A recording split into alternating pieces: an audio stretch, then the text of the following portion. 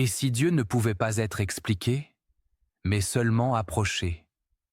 Et si, depuis des siècles, 24 sages avaient laissé non pas des réponses, mais des portes? Ce livre ne cherche pas à te convaincre. Il te met à l'épreuve. Car définir Dieu, c'est déjà accepter de perdre tout ce que tu croyais savoir. Ce soir, tu n'écoutes pas une vidéo. Tu entres dans un livre secret. Le livre des 24 philosophes n'est pas un ouvrage que l'on lit pour apprendre, mais un texte que l'on approche pour être déplacé intérieurement. Il vient d'un temps où la pensée ne cherchait pas à expliquer Dieu, mais à se taire devant lui. Rien ici n'est démonstratif, rien n'est rassurant pour l'intellect. Ce livre ancien, bref en apparence, agit comme un miroir tendu à l'âme. Chacun de ces mots semble simple, mais chaque phrase dissout quelque chose en nous. Il ne donne pas des réponses, il retire des certitudes. Et c'est précisément pour cela qu'il est dangereux pour l'ego, car l'ego se nourrit de définitions figées, alors que ce livre ne propose que des ouvertures vertigineuses. Dans ces pages, Dieu n'est jamais enfermé dans une formule unique. Il apparaît sous 24 définitions, offertes comme autant de portes symboliques. Aucune ne prétend être la vérité finale. Chacune éclaire un angle, puis s'efface. Ces définitions ne sont pas là pour être mémorisées, mais contemplées. Elles ne disent pas ce qu'est Dieu de manière définitive.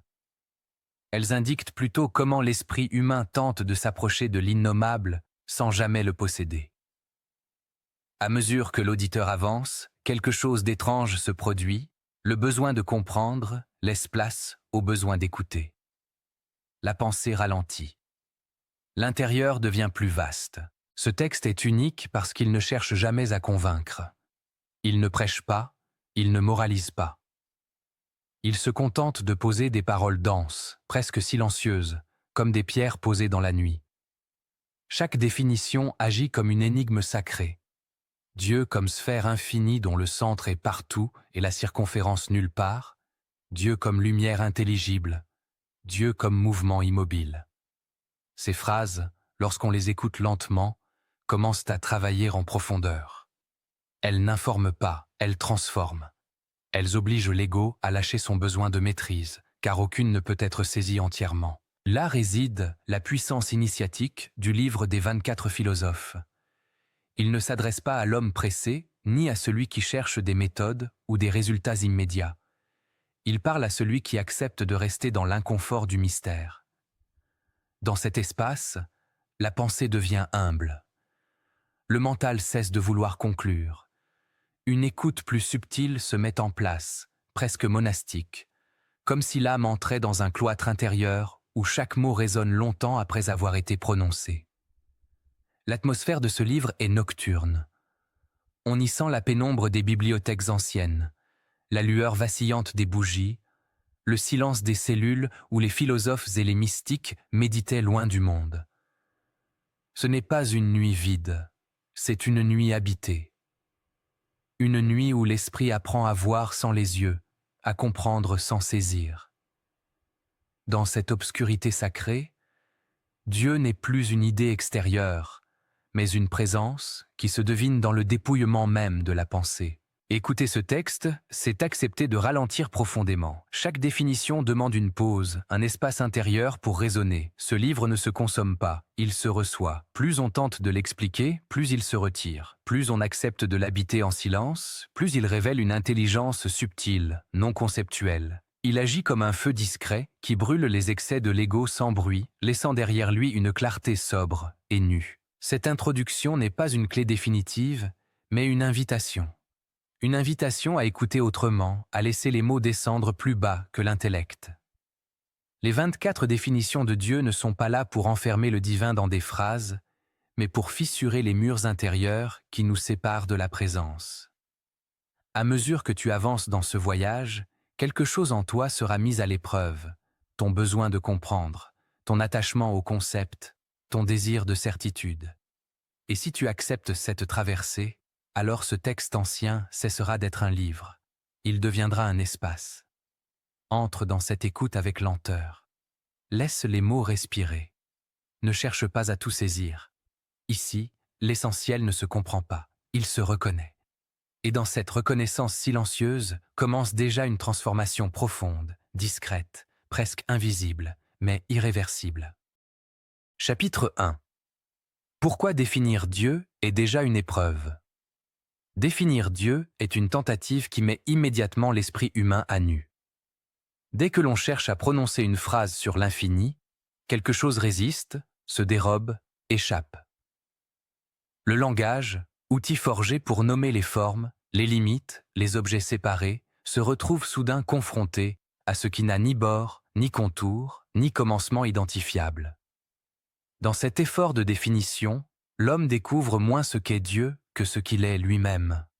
Un être limité tentant d'embrasser l'illimité avec des mots finis. Cette tension intérieure n'est pas un échec accidentel. Elle est l'épreuve elle-même. Car définir Dieu n'est pas seulement un acte intellectuel, c'est une confrontation directe avec les frontières de la conscience humaine. Chaque mot que l'on emploie pour parler de Dieu transporte avec lui une image, une forme mentale, une analogie empruntée au monde visible. Dire que Dieu est lumière, c'est déjà évoquer une expérience sensorielle. Dire qu'il est amour, c'est convoquer une émotion humaine. Dire qu'il est intelligence, c'est projeter nos propres catégories mentales. Le langage ne peut fonctionner autrement. Il traduit l'invisible à partir du visible, l'absolu à partir du relatif.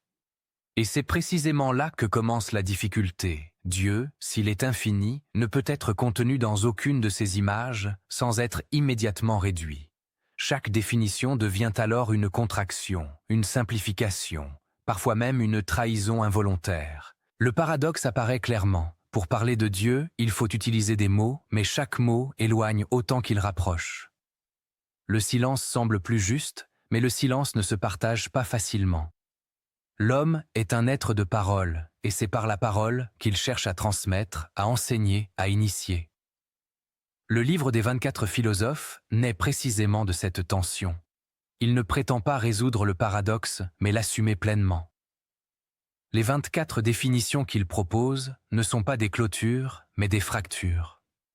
Elles ouvrent des fissures dans la pensée ordinaire, forçant l'esprit à reconnaître son incapacité fondamentale à enfermer le divin dans une formule. Nommer l'infini est déjà une épreuve parce que nommer, c'est séparer. Donner un nom, c'est isoler une chose du reste, la distinguer, la rendre identifiable. Or Dieu, dans la vision métaphysique profonde, n'est pas une chose parmi d'autres. Il n'est pas un objet suprême posé au sommet de l'univers.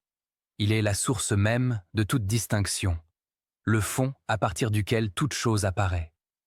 Le langage, en voulant désigner Dieu, le transforme presque malgré lui en un être séparé, extérieur, alors que l'expérience mystique affirme souvent l'inverse.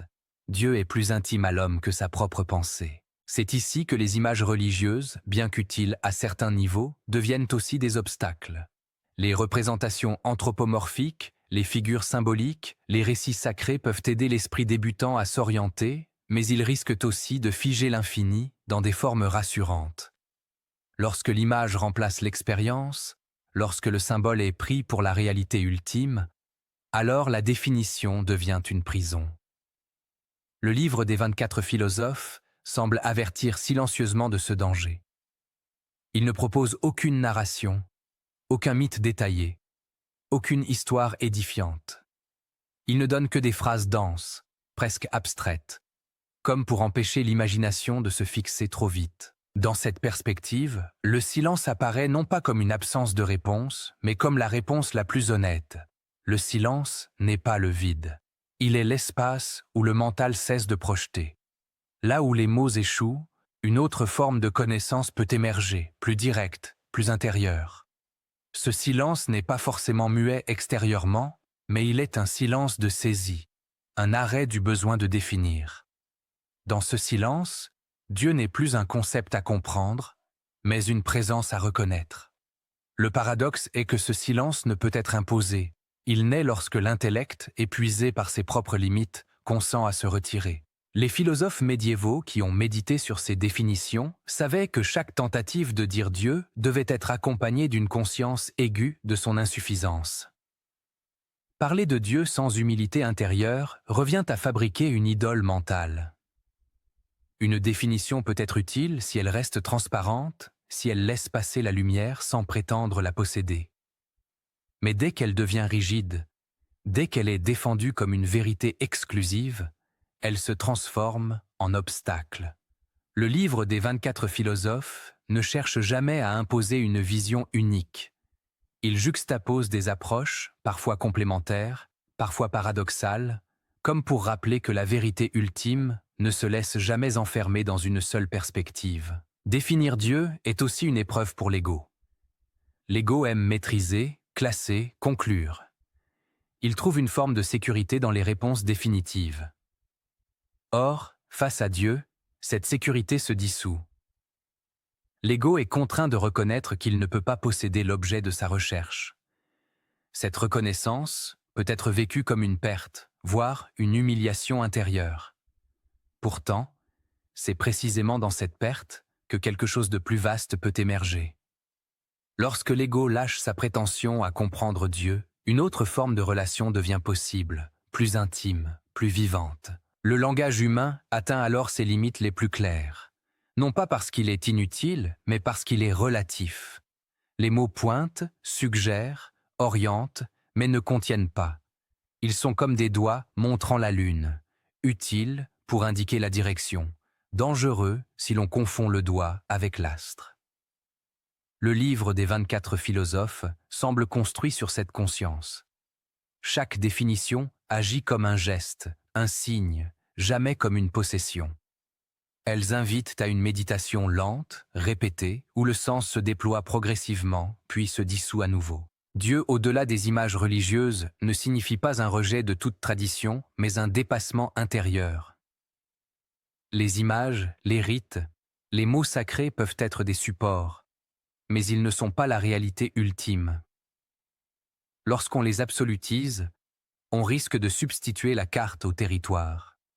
Le texte ancien rappelle implicitement que Dieu n'appartient à aucune forme particulière, à aucune culture spécifique, à aucun langage unique. Toute tentative de l'approprier le réduit. Toute tentative de le défendre comme un objet menacé révèle davantage la peur humaine que la nature divine. Cette épreuve de la définition est donc initiatique. Elle oblige l'esprit à se dépouiller progressivement de ses certitudes, de ses images, de ses constructions mentales. Elle prépare un terrain intérieur où une autre compréhension peut naître, non pas comme un savoir accumulé, mais comme une reconnaissance silencieuse. Plus l'homme accepte de ne pas savoir, plus il devient disponible à une forme de sagesse qui ne passe pas par les mots. Dans cette perspective, le livre des 24 philosophes agit comme un seuil. Il ne promet pas une révélation spectaculaire, ni une illumination immédiate. Il invite à une patience profonde, à une fréquentation régulière du mystère. Chaque définition est une invitation à s'arrêter, à respirer, à laisser la pensée se heurter à ses propres limites. Ce heurt n'est pas une violence inutile, il est une purification. Il enlève peu à peu ce qui est faux, simpliste, projectif. Définir Dieu est déjà une épreuve parce que cette tentative révèle tout ce que l'homme n'est pas encore prêt à abandonner. Elle révèle son attachement aux images, son besoin de contrôle, sa peur du vide. Mais pour celui qui accepte cette épreuve sans la fuir, quelque chose se transforme. Le langage devient plus humble, le silence devient plus habité, et Dieu, sans jamais être défini, commence à être pressenti non comme un objet lointain, mais comme une profondeur intime, toujours présente, toujours insaisissable. Ainsi, le véritable enseignement de ce chapitre n'est pas une nouvelle définition de Dieu, mais une disposition intérieure, une manière d'approcher le mystère sans le violer, de parler sans enfermer, de penser sans posséder. Dans cet espace fragile et sacré, l'homme cesse peu à peu de vouloir définir Dieu et commence à se laisser définir par lui. Chapitre 2. Les 24 philosophes, frères du secret. Les 24 philosophes ne se présentent jamais comme des figures historiques clairement identifiables. Aucun nom précis, aucune biographie détaillée, aucun ancrage géographique incontestable ne vient rassurer l'esprit moderne avide de repères. Et ce flou n'est pas une lacune, il est un message. Ces sages ne sont pas là pour être étudiés comme des personnages, mais reconnus comme des fonctions de la conscience. Ils incarnent moins des individus que des états de compréhension, des degrés d'approche du mystère, des voies intérieures surgissant à différents niveaux de l'âme humaine. Les appeler philosophes est déjà une concession au langage, car leur sagesse dépasse largement la simple spéculation intellectuelle. Ils sont des frères du secret, non parce qu'ils dissimulent par peur, mais parce que certaines vérités ne se livrent qu'à ceux qui ont appris à écouter autrement. Symboliquement, le nombre 24 n'est pas anodin. Il évoque la totalité cyclique, les heures du jour et de la nuit, le passage complet de la lumière à l'obscurité, puis le retour. Les 24 philosophes représentent ainsi une ronde complète de la connaissance sacrée, une circonférence autour d'un centre invisible. Aucun d'eux ne détient la vérité entière, mais chacun éclaire un angle particulier du mystère. Ensemble, ils forment une couronne silencieuse autour de l'indicible. Cette structure même suggère que la vérité ultime ne peut être saisie d'un seul regard, mais seulement approchée par une multiplicité de perspectives convergentes. Ces sages sont des frères, non par le sang, mais par l'orientation intérieure. Leur fraternité n'est pas institutionnelle, elle est vibratoire. Ils partagent une même attitude face au réel, humilité devant l'infini, rigueur intérieure, et fidélité à une connaissance qui ne cherche ni pouvoir ni reconnaissance. Dans un monde où le savoir devient souvent un instrument de domination, leur silence collectif agit comme une résistance douce, mais radicale. Ils ne s'opposent pas frontalement, ils se retirent dans une autre dimension du dire. Leur unité ne repose pas sur l'uniformité, mais sur une reconnaissance mutuelle du mystère comme source commune. La transmission qu'ils incarnent est à la fois orale et écrite, mais jamais figée. Avant d'être consignées sur le parchemin, ces définitions ont probablement circulé sous forme de paroles murmurées, de phrases méditées, de sentences offertes à l'élève au moment juste. Dans les traditions anciennes, la transmission orale n'était pas un simple manque de moyens techniques, mais un choix conscient. La parole vivante permettait l'adaptation, la nuance, la présence. Elle exigeait surtout une relation. Le maître ne livrait pas un contenu, il évaluait un état intérieur. Le disciple ne recevait pas une information, il traversait une transformation. Lorsque ces paroles ont été fixées par l'écriture, quelque chose a changé, mais l'essentiel a été préservé, la densité extrême de chaque phrase. Une seule phrase, parfois obscure, parfois lumineuse, mais toujours compacte. Ce choix est fondamental. En ne parlant chacun qu'en une phrase, les philosophes refusent le discours explicatif qui rassure trop vite. Ils forcent le lecteur à ralentir, à revenir, à ruminer le sens. Une phrase unique agit comme une graine. Elle ne livre pas immédiatement son fruit, mais demande du temps, du silence, une maturation intérieure. Ce savoir est réservé aux initiés, non par élitisme social, mais par nécessité intérieure. L'initiation n'est pas un rite extérieur spectaculaire, c'est une disposition de l'âme. Un esprit agité, pressé, avide de conclusions rapides, passera à côté du cœur du texte. Non parce qu'il est exclu, mais parce qu'il n'est pas encore accordé. Le livre des 24 philosophes ne cache rien activement. Il se rend simplement invisible à ceux qui le lisent, comme un objet intellectuel parmi d'autres. Le secret n'est pas dans le texte, il est dans la manière de le recevoir. Les sages semblent avoir compris une loi fondamentale de la connaissance sacrée. Plus une vérité est profonde, moins elle peut être expliquée. L'explication appartient au domaine du multiple, de la causalité linéaire, de l'analyse. Or Dieu, l'être, le principe, échappe à ces catégories. Une phrase suffit parfois là où 1000 pages échouent. Cette économie de mots n'est pas une pauvreté, mais une concentration. Chaque définition agit comme un choc doux, un arrêt dans le flux ordinaire de la pensée. Elle désorganise avant de réorganiser, elle trouble avant d'éclairer. La fraternité des 24 philosophes est aussi une fraternité du temps long. Ils ne s'adressent pas à une génération précise, ni à un contexte historique déterminé. Leurs phrases traversent les siècles sans perdre Le caractère initiatique de ce savoir se manifeste aussi dans l'absence volontaire de commentaires. Le texte ne guide pas, n'explique pas, ne hiérarchise pas, il offre et se retire. Cette retenue est une pédagogie exigeante. Elle responsabilise le lecteur. Elle l'oblige à devenir actif, à porter lui-même la question, à supporter l'inconfort de ne pas comprendre immédiatement. Dans un monde saturé d'analyse, cette nudité du sens agit comme une ascèse. Elle dépouille l'esprit de son addiction à la clarté immédiate. Pourquoi parle-t-il chacun en une phrase? Parce qu'une phrase unique empêche la dispersion. Elle concentre l'attention comme un point de méditation. Elle ne laisse pas l'esprit s'échapper dans des développements secondaires. Elle agit comme un miroir. Ce que le lecteur y voit dépend de ce qu'il est capable d'y projeter consciemment. Plus l'âme est préparée, plus la phrase s'ouvre. Moins elle l'est, plus elle reste opaque. Ainsi, la phrase unique devient un test silencieux de maturité intérieure. Ces sages savaient aussi que la vérité, lorsqu'elle est trop expliquée, devient rapidement une doctrine. Or, la doctrine fige, divise, oppose. Le livre des 24 philosophes échappe à cette dérive en restant volontairement insaisissable. Il ne peut pas être facilement instrumentalisé. Il ne fonde pas une école, il n'organise pas une religion, il ne propose pas de méthode clé en main.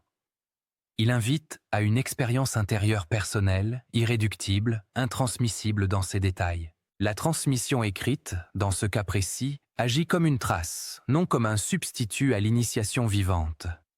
Elle est un rappel, un appel silencieux lancé à travers le temps. Celui qui y répond le fait parce qu'une résonance intérieure s'éveille. Les 24 philosophes ne cherchent pas à convaincre, ils reconnaissent. Leur parole est une reconnaissance adressée à une reconnaissance possible chez l'autre. En ce sens, ils sont des frères du secret parce qu'ils partagent une fidélité commune à ce qui ne peut être possédé. Leur fraternité repose sur une alliance invisible, celle de ne pas trahir le mystère par excès de parole. Ils savent que le sacré se retire lorsqu'on le force à se montrer. Leur retenue est une forme de protection, non du secret lui-même, mais de l'âme humaine face à une vérité qu'elle pourrait mal recevoir. Le lecteur moderne peut être dérouté par cette sobriété extrême. Habitué aux discours structurés, aux explications progressives, aux synthèses rassurantes, il peut ressentir une frustration. Mais cette frustration est précisément l'entrée du chemin. Elle révèle l'attente implicite d'un savoir consommable. Le livre des 24 philosophes ne se consomme pas, il se fréquente. Il demande une fidélité silencieuse, une patience rare, une disponibilité intérieure. Ainsi, les 24 philosophes ne sont pas seulement des auteurs anciens, ils deviennent des compagnons intérieurs. Leurs phrases peuvent être relues à différents moments de la vie et révéler des significations nouvelles.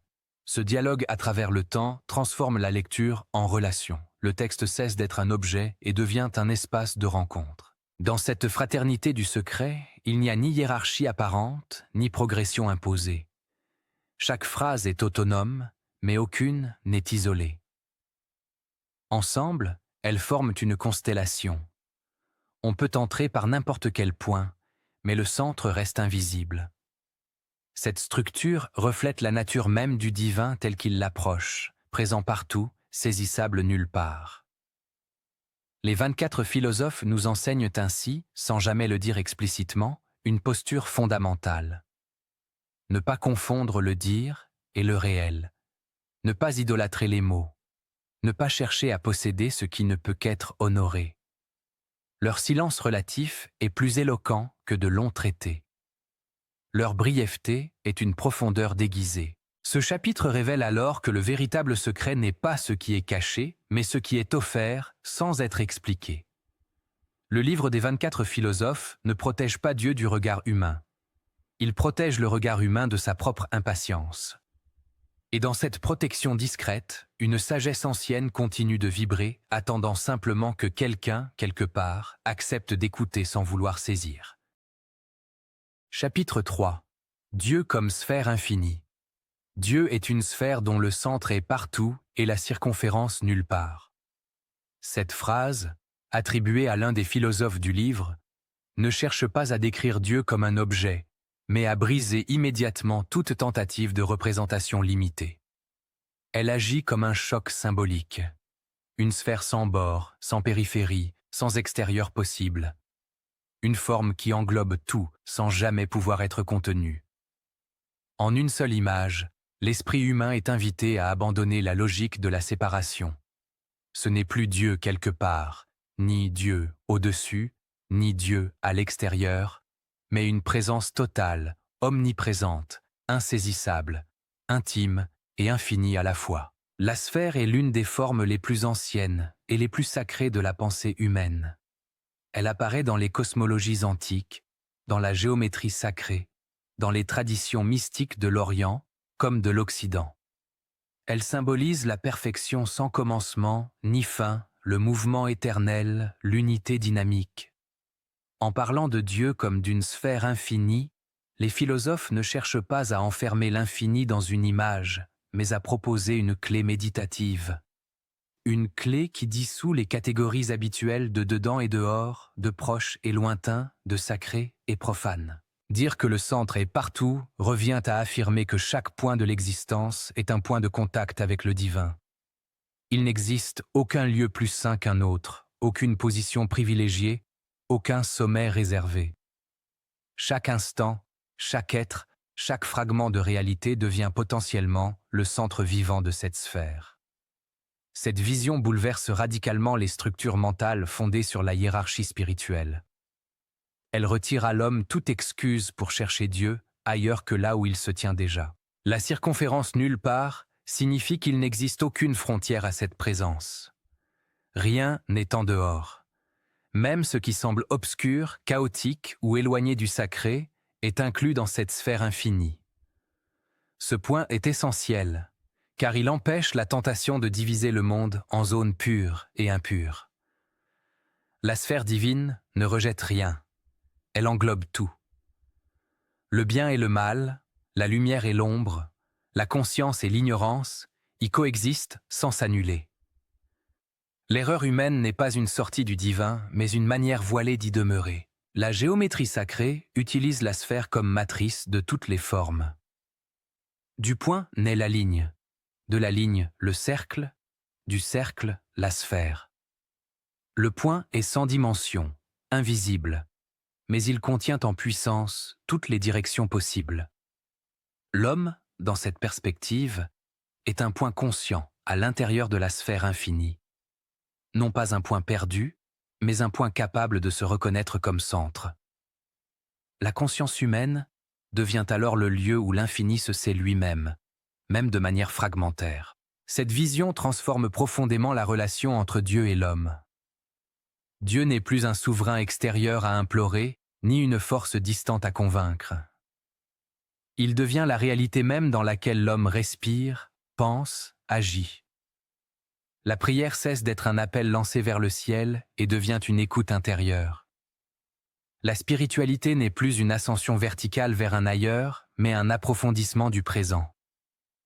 Plus l'homme se rend présent à lui-même, plus il s'approche du centre qui est déjà là. La notion de centre partout invite aussi à une responsabilité radicale. Si chaque point est centre, alors aucun acte n'est périphérique. Chaque pensée, chaque intention, chaque geste se produit au cœur même de la sphère divine. Il n'y a pas de marge où l'on pourrait agir sans conséquences spirituelles. Cette vision ne punit pas, elle éclaire. Elle montre que l'homme ne peut jamais sortir du champ du sens. Même l'oubli de Dieu se produit en Dieu. Dans cette sphère infinie, l'homme n'est ni écrasé par l'immensité, ni dissous dans l'abstraction. Il est situé, mais sans être limité. Il est un point singulier, unique, irremplaçable, précisément parce qu'il est centre. Cette conception redonne à l'individu une dignité métaphysique immense. Chaque conscience devient un sanctuaire. Chaque regard devient un miroir potentiel de l'infini. La géométrie de la sphère permet aussi de comprendre pourquoi les définitions de Dieu sont multiples et pourtant convergentes. Chaque philosophe, chaque mystique, chaque tradition parle depuis un point différent de la sphère. Aucun ne détient la totalité, mais aucun n'est faux. La contradiction apparente entre les discours religieux disparaît lorsqu'on comprend qu'ils sont des tangentes à une réalité qui les dépasse tous. Ce qui semble opposé à la surface peut être uni au centre. Dans cette perspective, la connaissance de Dieu ne progresse pas par accumulation d'informations, mais par déplacement du point de vue intérieur. Ce n'est pas la sphère qui change, c'est le regard. Plus le regard se purifie, plus le centre devient perceptible. La vérité n'est pas acquise, elle est reconnue. Elle ne s'ajoute pas à l'homme, elle se révèle à travers lui. L'image de la sphère infinie libère également de la peur métaphysique. S'il n'y a pas de dehors, il n'y a pas d'abandon possible. Même la mort ne peut être comprise comme une sortie de la sphère. Elle devient un changement de point de perception, un déplacement du centre vécu. La continuité de la présence divine rend impossible l'idée d'un néant absolu. Le vide lui-même est contenu. Cette vision a des conséquences éthiques profondes. Si tout est inclus, alors la violence faite à l'autre est une violence faite au centre lui-même. La compassion cesse d'être une obligation morale extérieure et devient une reconnaissance ontologique. Aider l'autre revient à honorer le même centre que celui qui m'anime. La séparation n'est plus qu'une illusion fonctionnelle, nécessaire à l'expérience, mais non à la vérité ultime. L'homme, en tant que point conscient, possède une capacité unique, celle de se croire séparé. Cette illusion est à la fois sa chute et son initiation. Car c'est en se croyant séparé qu'il peut librement revenir à l'unité. La sphère infinie n'impose pas la conscience, elle l'attend. Elle laisse place à l'errance, au doute, à la recherche. Le chemin spirituel devient alors un mouvement de reconnaissance progressive, non une conquête. Les traditions mystiques parlent souvent de l'éveil comme d'un retournement. Dans le langage de la sphère, ce retournement consiste à cesser de se percevoir comme un point périphérique regardant vers un centre lointain pour se reconnaître comme centre regardant vers une périphérie illusoire. Ce basculement intérieur ne change rien extérieurement, mais transforme tout intérieurement. Le monde reste le même, mais il est habité autrement. La présence totale évoquée par la sphère infinie n'est pas une surveillance, mais une intimité. Elle ne juge pas, elle enveloppe. Elle ne contrôle pas, elle soutient. Cette nuance est essentielle pour sortir des images de Dieu comme juge ou comme tyran cosmique. La sphère divine ne pèse pas sur l'homme, elle le porte.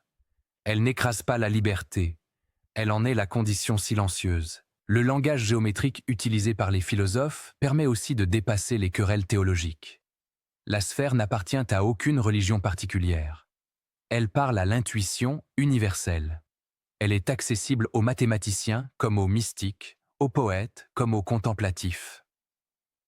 Elle crée un pont entre raison et contemplation, entre forme et mystère.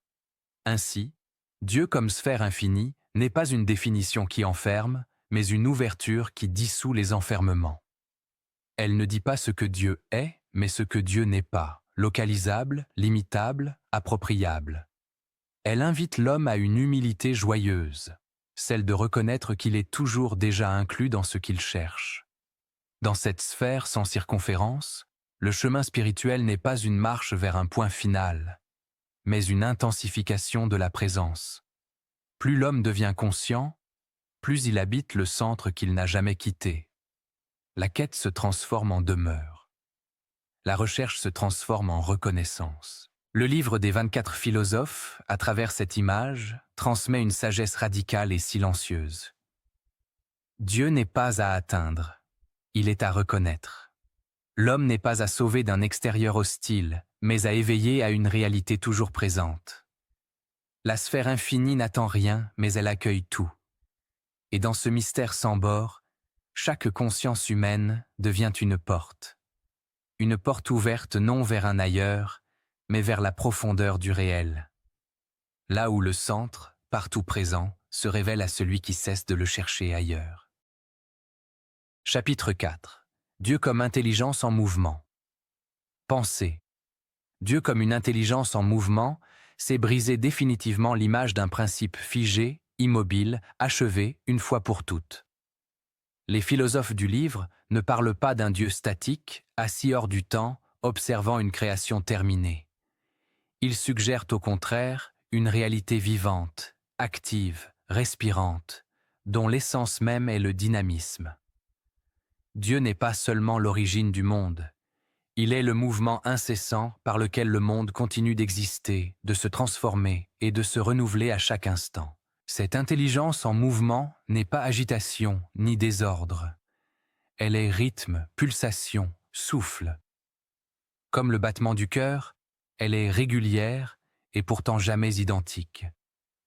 Chaque battement ressemble au précédent, mais aucun n'est exactement le même. De la même manière, l'intelligence divine ne se répète pas mécaniquement.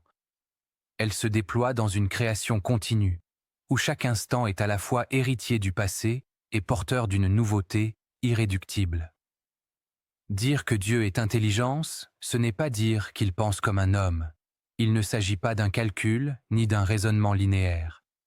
Cette intelligence est plus proche d'une sagesse vivante, d'une cohérence profonde qui relie toutes choses sans les confondre. Elle est ce qui fait que le chaos apparent recèle un ordre subtil, et que le désordre lui-même participe à une harmonie plus vaste que l'esprit humain peine à saisir. Le mouvement est la signature de cette intelligence. Rien n'est immobile dans l'univers. Les étoiles tournent, les cellules se divisent, les pensées naissent et meurent, les émotions circulent, les civilisations apparaissent et disparaissent. Même ce qui semble figé est en réalité traversé par des forces invisibles. Le silence lui-même vibre. Dans cette perspective, Dieu ne peut être immobile, car l'immobilité absolue serait équivalente au néant. Être vivant, c'est être en mouvement. La création, dès lors, n'est pas un événement passé, mais un acte présent. Elle ne s'est pas produite une fois, elle se produit sans cesse. Chaque souffle, chaque battement, chaque naissance, chaque transformation est une continuation de l'acte créateur. Dieu n'a pas seulement créé le monde, il le crée encore. Le temps n'est pas une distance qui nous sépare de l'origine, mais un flux dans lequel l'intelligence divine se déploie. Cette idée bouleverse profondément la relation entre Dieu et le monde. Si Dieu est intelligence en mouvement, alors il n'est jamais absent. Il n'intervient pas de l'extérieur, car il est déjà à l'œuvre à l'intérieur de toute chose. Les lois de la nature ne sont pas des mécanismes froids, mais l'expression régulière de ce mouvement intelligent. La matière n'est pas opposée à l'esprit, elle en est une forme ralentie, densifiée, rendue visible. Le souffle est l'une des métaphores les plus anciennes pour exprimer ce mystère. Le souffle anime, traverse, relie. Il entre et sort sans jamais être possédé. On ne peut ni le saisir, ni le retenir. De même, l'intelligence divine circule dans le réel sans jamais se laisser enfermer.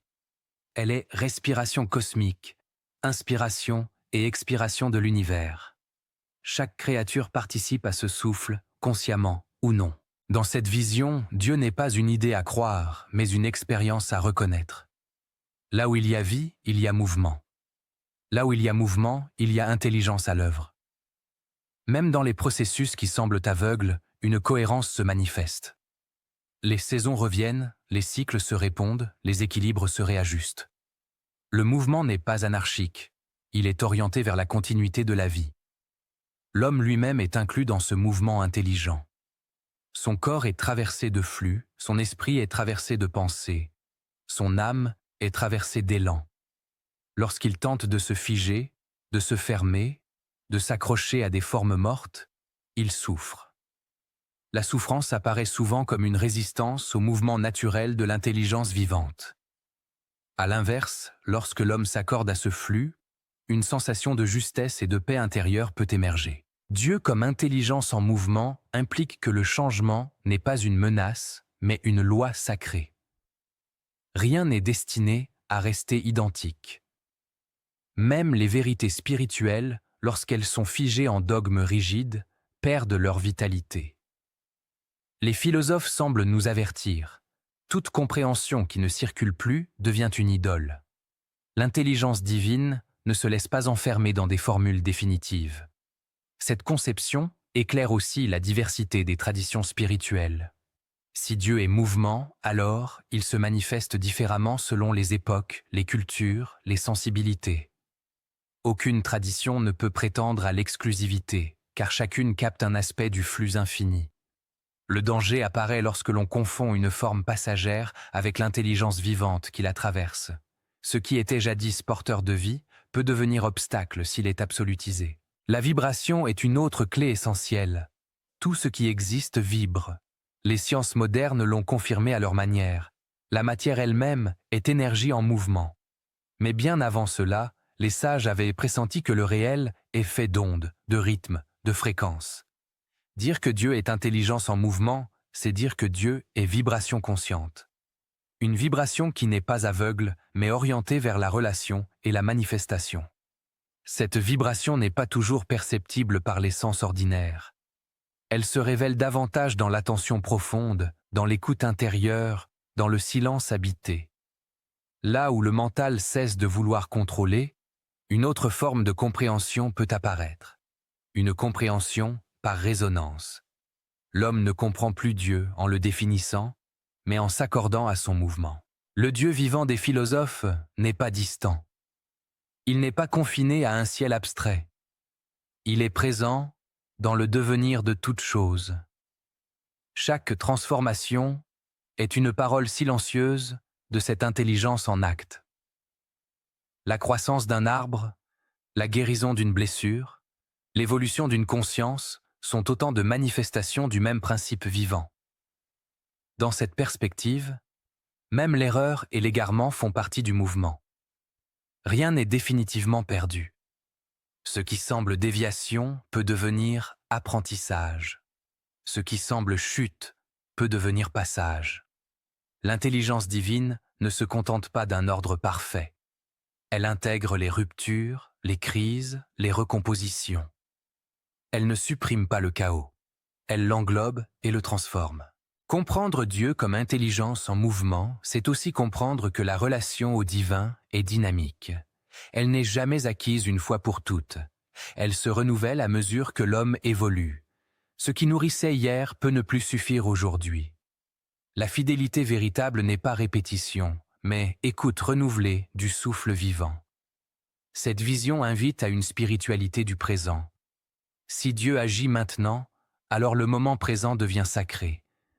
Non pas parce qu'il est parfait, mais parce qu'il est le lieu même où l'intelligence en mouvement se donne à vivre. Attendre un autre temps, un autre monde, un autre état, c'est souvent manquer la vibration déjà à l'œuvre. Le livre des 24 philosophes, en évoquant Dieu comme intelligence vivante, semble transmettre une sagesse exigeante. Elle demande à l'homme de renoncer aux sécurités figées, aux images rassurantes, aux certitudes closes. Mais en échange, elle offre une relation vivante, respirante, toujours neuve. Une relation qui ne repose pas sur la peur, mais sur la participation. Dans ce mouvement intelligent, l'homme n'est pas un spectateur. Il est un partenaire. Sa conscience, ses choix, son attention modulent la manière dont il participe au flux. Plus il s'ouvre, plus il devient sensible à la vibration subtile. Plus il résiste, plus il se coupe de cette intelligence qui pourtant ne cesse jamais de l'envelopper. Ainsi, Dieu comme intelligence en mouvement n'est pas un concept abstrait, mais une invitation intérieure. Une invitation à vivre en accord avec le souffle, à accepter le changement, à reconnaître la vie là où elle circule. Le divin cesse d'être une idée lointaine.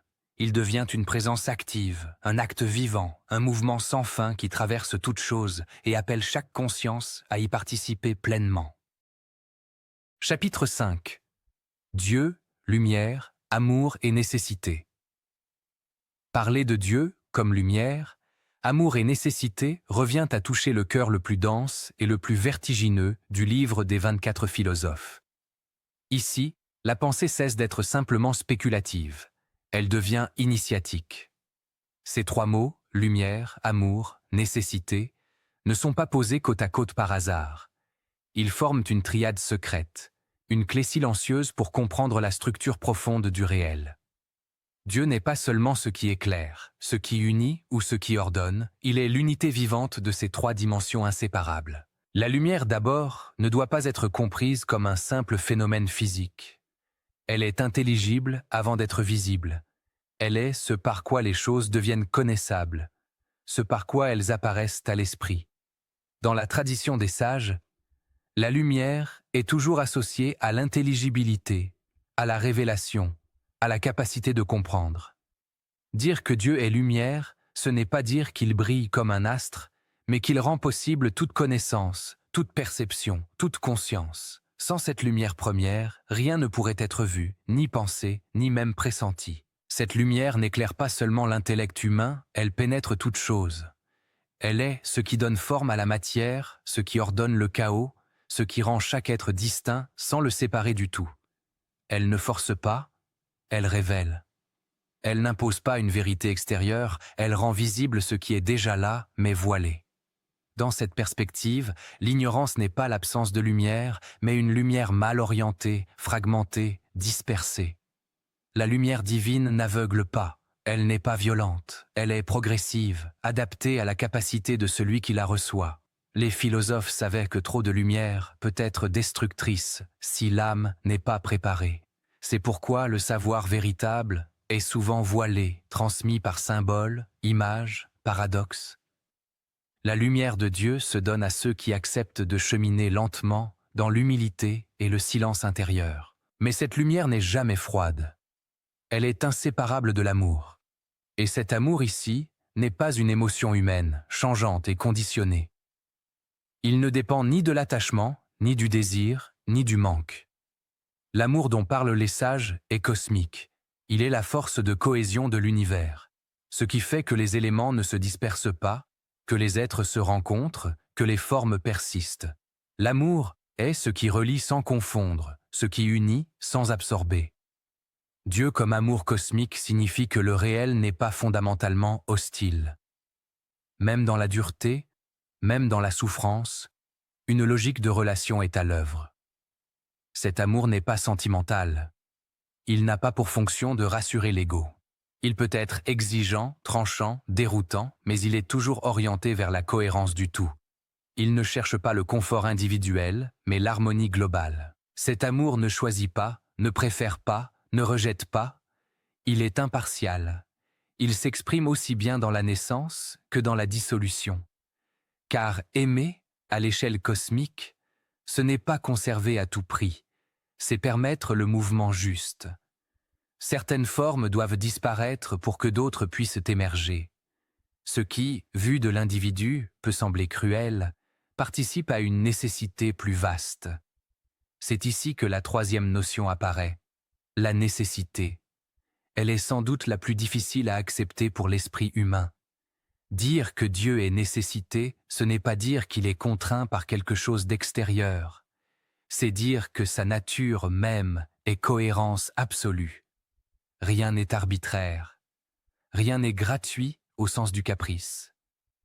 Tout ce qui est parce que cela ne pouvait pas ne pas être, à cet instant précis, dans cette configuration précise. La nécessité divine ne nie pas la liberté, elle la dépasse. La liberté humaine se déploie à l'intérieur d'un ordre plus vaste, souvent invisible. L'homme choisit, mais ses choix s'inscrivent dans un tissu de causes, de conséquences, de lois subtiles. La nécessité n'est pas fatalisme, elle est intelligibilité profonde du réel. Ce qui arrive n'est pas toujours compréhensible immédiatement, mais rien n'est absurde à l'échelle du tout. Cette idée heurte l'ego, car elle remet en question l'illusion du contrôle absolu. L'ego veut croire que tout dépend de sa volonté, que le monde doit se plier à ses désirs. La nécessité divine rappelle que l'individu est un fragment d'un ordre plus vaste. Non pour l'écraser, mais pour l'inviter à une forme plus haute de liberté, celle de consentir à l'intelligence du réel. Lorsque lumière, amour et nécessité sont compris ensemble, un ordre secret du monde se dévoile. Un ordre qui n'est pas rigide, mais vivant. Un ordre qui n'est pas imposé de l'extérieur, mais inscrit au cœur des choses. Chaque être occupe une place unique, non par privilège, mais par justesse. Rien n'est superflu, rien n'est inutile. Même ce qui semble marginal ou insignifiant participe à l'équilibre global. Cet ordre secret n'est pas immédiatement visible. Il se révèle à celui qui apprend à regarder au-delà des apparences. Les événements isolés peuvent sembler incohérents, mais lorsqu'ils sont perçus dans une continuité plus large, une trame se dessine. Les philosophes invitaient à une vision élargie, capable de relier ce qui, à première vue, semble contradictoire. Dieu comme lumière permet de voir cet ordre. Dieu comme amour permet de l'accepter. Dieu comme nécessité permet de le comprendre. Ces trois dimensions ne sont pas séparables. Une lumière sans amour serait cruelle. Un amour sans nécessité serait chaotique. Une nécessité sans lumière serait aveugle. En Dieu, elles sont unifiées. L'homme, lorsqu'il se relie à cette triade, transforme sa manière de vivre. Il cesse de lutter contre le réel comme s'il était un ennemi. Il apprend à discerner, à s'ajuster, à collaborer intérieurement. Cela ne signifie pas passivité, mais intelligence active. Une intelligence qui reconnaît quand agir, quand attendre, quand lâcher prise. La prière, dans cette perspective, n'est pas une demande adressée à un Dieu extérieur, mais une mise en accord avec la lumière, l'amour et la nécessité. Prier, c'est s'exposer à la lumière sans masque. C'est consentir à l'amour sans condition. C'est accepter la nécessité sans révolte intérieure. Cette attitude transforme la conscience plus sûrement que n'importe quelle technique. Le mal lui-même prend une autre signification. Il n'est pas une force autonome opposée à Dieu. Il est désaccord, dissonance, résistance au mouvement de la lumière et de l'amour. Là où la nécessité est refusée, la souffrance apparaît. Non comme punition, mais comme signal. Un appel à réajuster le regard, l'intention, la posture intérieure. Le livre des 24 philosophes ne cherche pas à consoler l'homme, mais à l'éveiller. En présentant Dieu comme lumière, amour et nécessité, il propose une vision exigeante, mais libératrice. Exigeante, car elle ne laisse aucune place à l'arbitraire de l'ego. Libératrice, car elle révèle un sens profond, même là où l'esprit croyait voir l'absurde. Dans cette vision, aimer Dieu ne signifie pas s'attacher à une image, mais aimer l'ordre secret du monde. Chercher Dieu, c'est chercher la lumière qui éclaire, l'amour qui relie, la nécessité qui ordonne. Et plus l'homme s'approche de cette compréhension, plus il découvre que cette triade n'est pas seulement extérieure. Elle est aussi inscrite en lui. La conscience humaine, lorsqu'elle s'éclaire, aime naturellement ce qui est juste. Lorsqu'elle aime vraiment, elle accepte la nécessité sans amertume. Ainsi, l'homme devient microcosme du divin. Non par orgueil, mais par participation. Il ne devient pas Dieu. Il devient transparent à ce qui le dépasse. Cette leçon nous conduit ainsi au seuil d'une sagesse silencieuse. Une sagesse qui ne promet pas la facilité, mais la clarté. Une sagesse qui ne flatte pas l'ego, mais l'invite à se dissoudre dans une compréhension plus vaste. Là où la lumière éclaire, où l'amour unit et où la nécessité ordonne, Dieu n'est plus un mystère lointain. Il devient la trame même de l'existence. Chapitre 6. Ce que le livre ne dit pas. Ce chapitre est peut-être le plus dérangeant et pourtant le plus fidèle à l'esprit du livre des 24 philosophes. Non pas parce qu'il apporte de nouvelles définitions, mais parce qu'il pointe vers ce qui manque volontairement, car ce livre, comme tous les véritables textes initiatiques, parle autant par ses silences que par ses mots, et ces silences ne sont ni des oublis ni des faiblesses, ils sont des seuils. Là où le texte se tait, commence le travail réel de l'initié. Le livre des 24 philosophes est étonnamment court, dense, presque austère. Il ne développe pas, il n'explique pas, il ne rassure pas. Chaque définition de Dieu est comme une étincelle lancée dans l'esprit du lecteur, puis le texte se retire. Ce retrait est intentionnel. Les sages savaient qu'expliquer trop clairement revient souvent à enfermer la vérité dans des formes mortes. Une vérité expliquée devient un objet, une vérité suggérée devient une expérience. Ce que le livre ne dit pas en premier lieu, c'est comment comprendre. Il ne donne aucune méthode, aucun mode d'emploi, aucune progression pédagogique. Il ne dit pas « commence ici, puis fais cela ». Ce silence force le lecteur à se confronter à lui-même, à ses attentes, à son impatience, à son besoin de contrôle. Celui qui cherche une compréhension rapide se heurte à un mur. Celui qui accepte de demeurer dans l'inconfort commence à entrer dans le sens caché. Les silences du texte sont comme des espaces vides dans une architecture sacrée. Ils ne sont pas là pour être comblés, mais pour permettre la circulation. Circulation de la pensée, de l'intuition, du doute. Le livre ne cherche pas à remplir l'esprit, mais à le creuser, Il ne transmet pas un savoir accumulatif, mais un état de disponibilité intérieure. Ce que le texte ne dit pas doit être entendu autrement que par l'intellect. Une autre chose essentielle que le livre ne dit pas, c'est qui est prêt à le lire. Il ne pose aucun avertissement explicite, aucune condition morale ou spirituelle. Pourtant, toutes les traditions initiatiques savent que certains savoirs deviennent dangereux lorsqu'ils sont abordés trop tôt. Non parce qu'ils sont mauvais, mais parce qu'ils peuvent être mal intégrés. Une vérité trop grande pour un esprit non préparé peut devenir source de confusion, d'orgueil ou de déséquilibre. Le livre ne dit pas que l'ego sera mis en danger. Et pourtant, c'est exactement ce qui se produit. En définissant Dieu de manière abstraite, impersonnelle, cosmique, il retire à l'ego ses repères habituels. Plus de dieux anthropomorphes, plus de figures rassurantes à laquelle s'identifier ou s'opposer. Pour certains, cela provoque un vertige. Pour d'autres, une exaltation dangereuse. Le texte ne prévient pas, car l'avertissement fait partie de l'épreuve elle-même. Ce que l'initié doit découvrir seul, c'est que la compréhension ne vient pas de l'accumulation de concepts, mais d'un déplacement intérieur. Le livre ne dit pas quand lire, ni dans quel état d'esprit. Pourtant, lu trop vite, il reste opaque. Lu avec arrogance, il devient stérile. Lu dans un état de silence et de recueillement, il commence à résonner. Cette résonance n'est pas immédiate. Elle peut surgir des jours, des semaines, parfois des années plus tard. Le texte ne dit pas non plus que certaines phrases doivent être vécues avant d'être comprises. Certaines définitions de Dieu ne sont pas des objets de pensée, mais des miroirs. Elles renvoient le lecteur à son propre état de conscience. Tant que l'expérience intérieure correspondante n'est pas mûre, la phrase reste abstraite. Lorsqu'un seuil est franchi, la phrase s'illumine soudainement, comme si elle avait toujours été claire, mais invisible. Pourquoi certaines vérités ne peuvent-elles pas être écrites? Parce que le langage est linéaire, alors que la vérité initiatique est multidimensionnelle. Parce que les mots découpent, là où la réalité profonde unit. Parce que nommer, c'est déjà limité. Les 24 philosophes le savaient. Ils ont écrit le minimum nécessaire pour orienter, mais pas assez pour enfermer.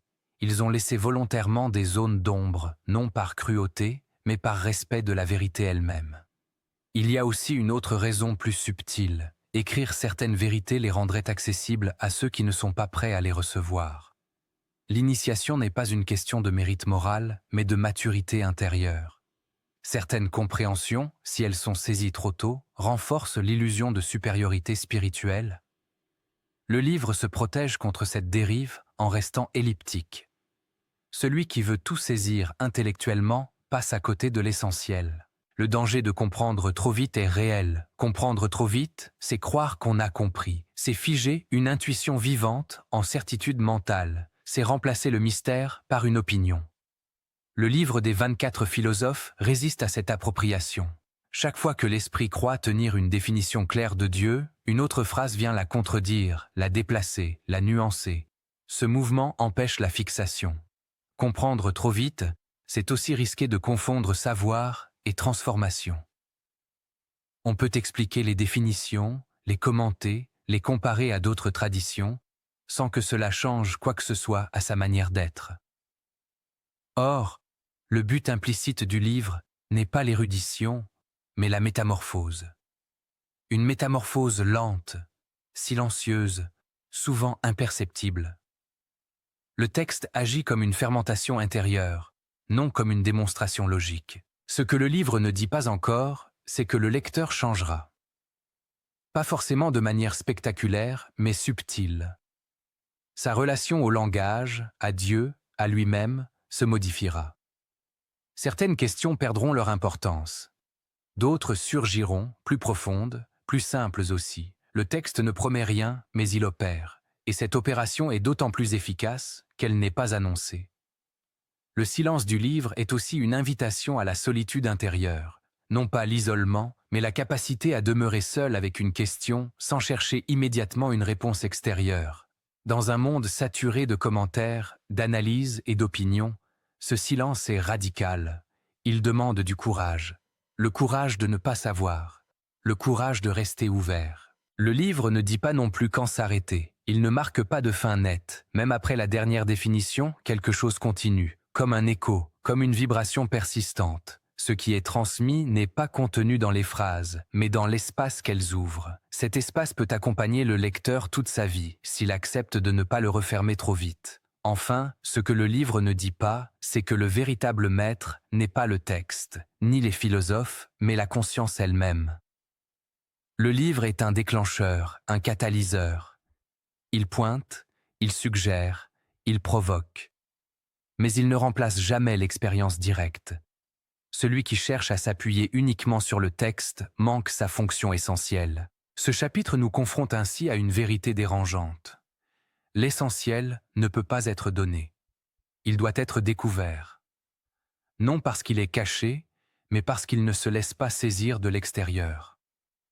Le livre des 24 philosophes n'est pas un coffre rempli de réponses, mais une porte entr'ouverte. Et derrière cette porte, il n'y a pas un discours, mais un silence vivant, exigeant, transformateur.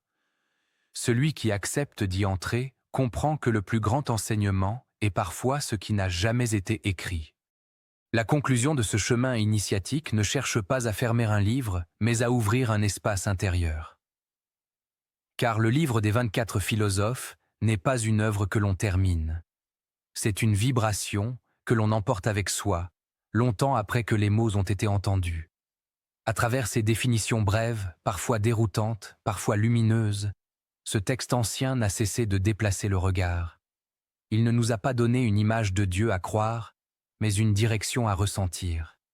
Une direction qui mène toujours vers l'intérieur. La synthèse vibratoire de ce livre ne peut pas être formulée comme une doctrine. Elle se manifeste plutôt comme un changement de posture intérieure.